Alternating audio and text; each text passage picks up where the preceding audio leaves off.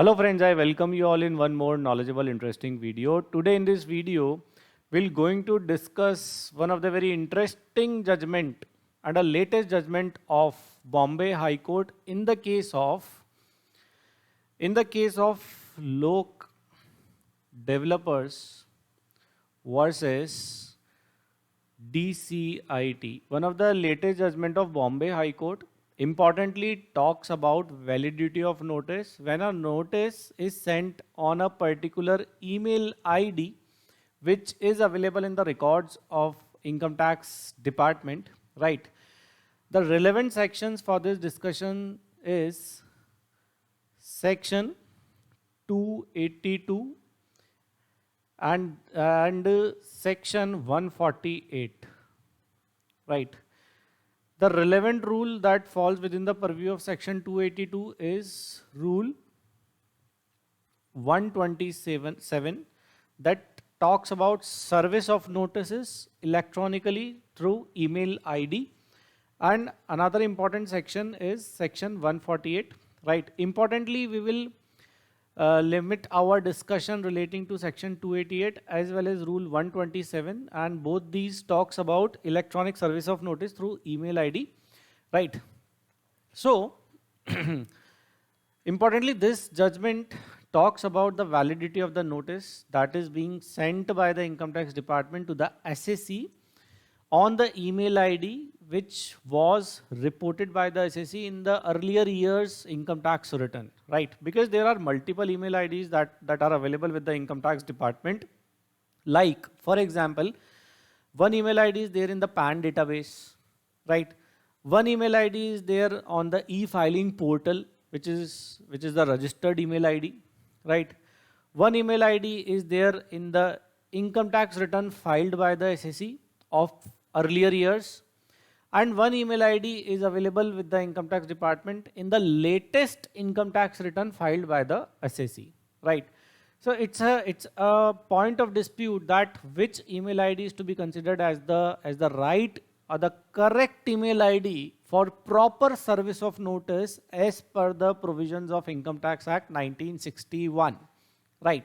So it's a point of discussion, and this interesting and favorable to SAC judgment of Bombay High Court clarifies this dispute in favor of the SAC that the email ID which is available in the latest income tax return filed by the SAC before the issuance of the notice is the correct email ID and is to be treated as the primary email ID for service of notice under section 148, right?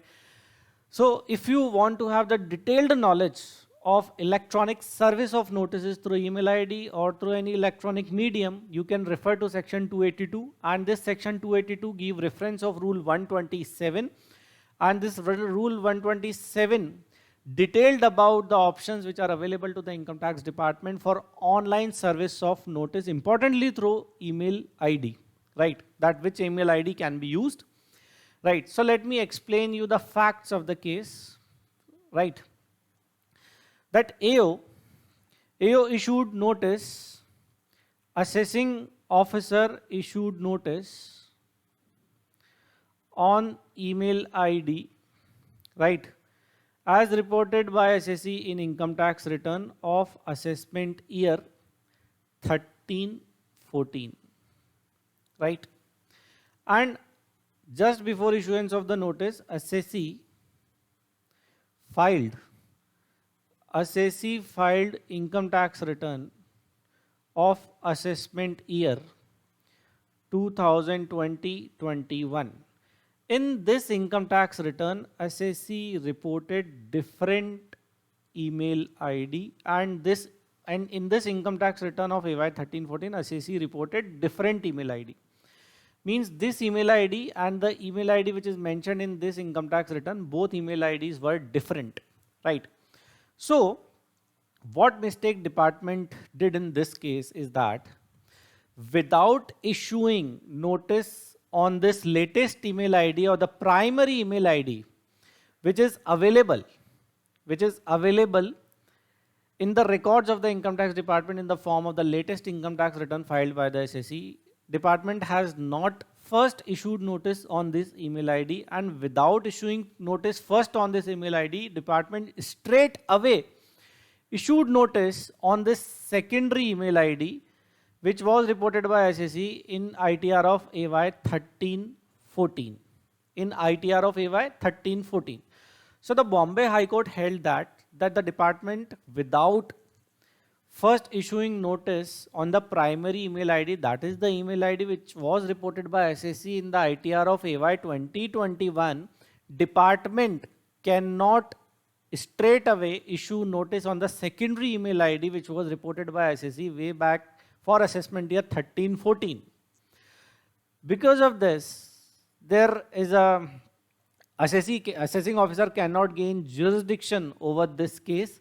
So the entire proceedings and all the consequential orders, penalty proceedings, everything got quashed by Bombay High Court in this case, right? So it's a very interesting judgment, right? Wherever you receive notice, right? First, it is your responsibility to check the validity of the notice. If it is not valid as per law, you have option to challenge its legal validity before your jurisdictional high court through writ petition, right? You check the validity of your notice, and this is one of the context where you must check it, that on the email ID which I am receiving the notices, that it is a primary email ID, or this email ID is there in the records of the department as per law, and this notice which the department is issuing or the serving to the SSE is as per law, is as per section 282 and rule 127 or not, that whether it is in compliance with the provisions of the law or not. If you think that it is not a valid notice, you can validly file writ petition before your jurisdictional high court, right? So it is very important that you must receive communication from the income tax department on your latest email ID, on your primary email ID. So thank you for watching this video.